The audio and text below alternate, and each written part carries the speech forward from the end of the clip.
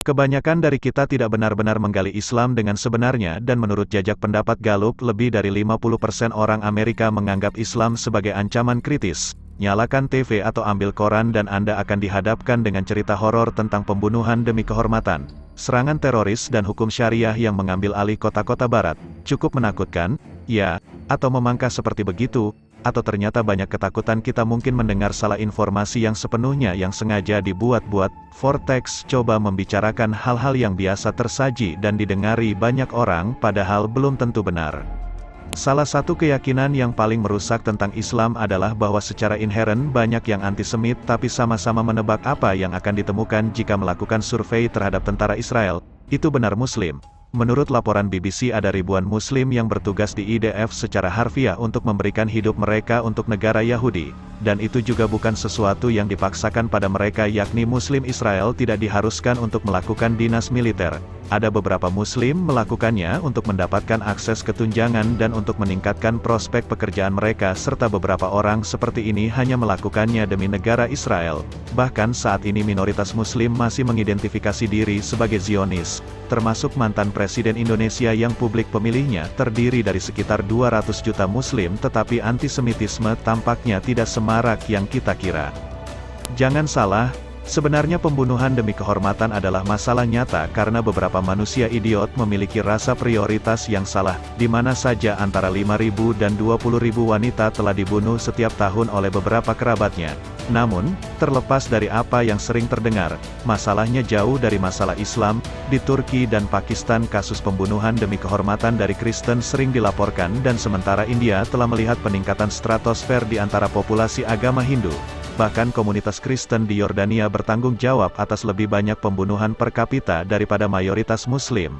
Persepsi masih tetap percaya ia hanya dilakukan oleh Muslim padahal tidak disebutkan pembunuhan demi kehormatan baik dalam Al-Quran maupun hadis. Jika tumbuh sebagai miskin dan menjadi perempuan di Afghanistan atau Pakistan adalah satu situasi yang biasanya buruk. Namun hal-hal itu sebenarnya tidak lebih baik di Republik Kongo dan sedikit di India sekuler. Hanya 3 dari 5 negara terburuk di dunia untuk wanita yang beragama Islam dengan 2 di antaranya adalah zona perang terbuka. Jajak pendapat serupa secara teratur telah mencantumkan negara non-Islam seperti Chad, Nepal, Guatemala, dan Rusia tepat di bawah di samping Yaman dan Arab Saudi. Dan meskipun Pakistan mungkin kurang menghormati hak-hak perempuan tetapi mereka masih ada waktu untuk memilih pemimpin perempuan seperti halnya di Indonesia, Bangladesh, Kirgistan dan Turki. Tapi bagaimana dengan burka katanya simbol penindasan perempuan? Sekali lagi segelintir negara jelek memang mewajibkannya tetapi tidak untuk Turki, Bangladesh, Tunisia dan Suriah yang bahkan melarangnya dari tempat umum. Banyak menganggap hukum syariah adalah sebuah sistem hukum dan didefinisi dari sebuah kegilaan. Dari 50 atau lebih negara mayoritas Muslim coba tebak berapa banyak yang menerapkan syariah yang penuh? 10. Tapi mereka mungkin yang besar kan? Hanya Pakistan yang memiliki hukum syariah dan populasi lebih dari 100 juta. 4 dari 5 negara Muslim terpadat di bumi seperti Indonesia, India, Bangladesh, dan Mesir telah menggunakan versi sederhana atau tidak menggunakan syariah sama sekali. Secara global, lebih dari 50% sistem hukum mayoritas negara Muslim tidak memiliki dasar syariah, dan desas-desus tentang hukum syariah yang akan dipaksakan di kota-kota barat telah menemukan 79% Muslim berpikir Kristen harus mendikte hukum Inggris sendiri, dan itu persentase yang lebih tinggi daripada orang Kristen. Mengenai masalah burka sebagian besar mungkin pernah mendengar tentang kegilaan Eropa baru-baru ini dengan pelarangannya karena begitu gusar tentang masalah dengan integrasi Muslim. Larangan burka Belanda adalah kurang dari 100 yakni sangat kecil dari populasi dan di Prancis jumlahnya adalah 367 persentase dan sebaiknya menulis 0 saja. Selain itu setengah dari mereka yang mengenakan burka ternyata adalah mualaf kulit putih muda. Dan sebuah penelitian di Inggris menemukan bahwa 83% Muslim bangga menjadi orang Inggris jika dibandingkan dengan 79% masyarakat umum. Sementara 82% Muslim ingin tinggal di lingkungan yang beragam dan terintegrasi, tetapi hanya 63% orang Inggris yang menginginkannya. Ternyata propaganda non-integrasi Muslim persis seperti itu adalah sebuah mitos. Berkat hubungannya dengan hukum syariah, Islam dilihat oleh sebagian besar orang sebagai agama yang cukup intoleran. Maksudnya, Al-Quran membenci orang gay, oleh itu tiada yang mau menjadi minoritas di negara Muslim dan itu tergantung negaranya. Mengenai penganiayaan dalam agama, Memang benar bahwa ayat-ayat Al-Quran itu tergantung pada interpretasi. Itulah sebabnya kita mendengar cerita orang Kristen Irak yang menjadi sasaran milisi yang diselamatkan oleh tetangga muslimnya, dan sementara kita masih berada dalam masalah penerimaan perspektif. Di Indonesia pula adalah rumah bagi salah satu acara kebanggaan gay terbesar di dunia, dan Turki turut mengambil langkah untuk mengakui secara legal. Pada dasarnya menganggap semua muslim tidak toleran adalah seperti mengklaim semua orang Kristen melempari tetangga mereka dengan batu karena mengambil tongkat pada hari Sabtu. Menurut sebuah laporan yang ditugaskan untuk penyelidikan pemerintah Inggris tentang etika pers tentang cerita Muslim Inggris sering tidak memuaskan, ceroboh dan terkadang stereotip dan seringkali tampak palsu dan rasis. Studi menemukan 9 dari 10 cerita Muslim adalah negatif, sementara tinjauan makalah selama 8 tahun menyimpulkan 2/3 dari mereka melaporkan Islam sebagai ancaman, dengan referensi Muslim radikal melebihi jumlah lainnya dengan 17:1. Outlet berita Inggris berusaha keras untuk mengasosiasikan Islam dengan terorisme, namun Amerika dengan liputan terorisme yang buruk dan stereotip sebagian besar disalahkan atas meningkatnya serangan rasis terhadap Sikh. Diharapkan laporan mereka setidaknya memiliki beberapa dasar fakta, dan mungkin mengejutkan untuk mengetahui bahwa mereka secara objektif tidak melakukannya.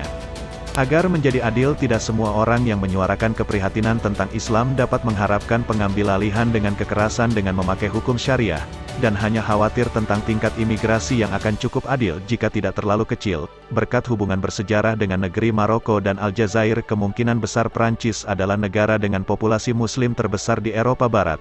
Dan apakah mereka tahu persentase warga Prancis yang mengidentifikasi sebagai Muslim? Cuma 7. Bahkan dari hitungan paling pesimistis telah menempatkan kemungkinan jumlah Muslim Eropa pada tahun 2030 sebesar 8% dari populasi, dan itu pun hanya jika memasukkan negara-negara Balkan yang sudah memiliki mayoritas Islam. Sebagai perbandingan, penduduk Mesir, Suriah dan Indonesia yang secara tradisional Islami semuanya lebih dari 10% Kristen. Keilmuan sains teknologi Islam adalah terbelakang dan rusak secara intelektual. Padahal zaman keemasan Islam ratusan tahun yang lalu jika dibandingkan dengan Islam modern dan akal tidak cocokkan. Coba katakan hal itu ke Pakistan yang berseteru dengan India tapi malah menghasilkan beberapa pemikir terbaik dalam fisika, matematika, dan teknik dimanapun di dunia. Turki dan Malaysia sama-sama memiliki program luar angkasa yang aktif, sementara Arab Saudi dan Qatar menggelontorkan miliaran dolar untuk universitas riset. Iran turut berinvestasi cukup keras dalam ilmu komputer untuk meluncurkan serangan siber yang melumpuhkan terhadap perusahaan-perusahaan AS meskipun mungkin mereka tidak mampu menggunakan Photoshop. Bukan Islam itu sendiri yang membenci sains, cuma segelintir orang bodoh yang kebetulan secara sembrono telah beragama Islam. Studi menemukan orang-orang di Nigeria lebih mendukung terorisme daripada di tempat lain di dunia. Siapa yang menempati peringkat kedua? Mungkin Irak, Suriah atau Afghanistan? Nyatanya adalah Amerika karena hanya 46% penduduk AS yang mengatakan tidak. 86% warga Pakistan menjawab bahwa menyakiti warga sipil tidak pernah dapat dibenarkan.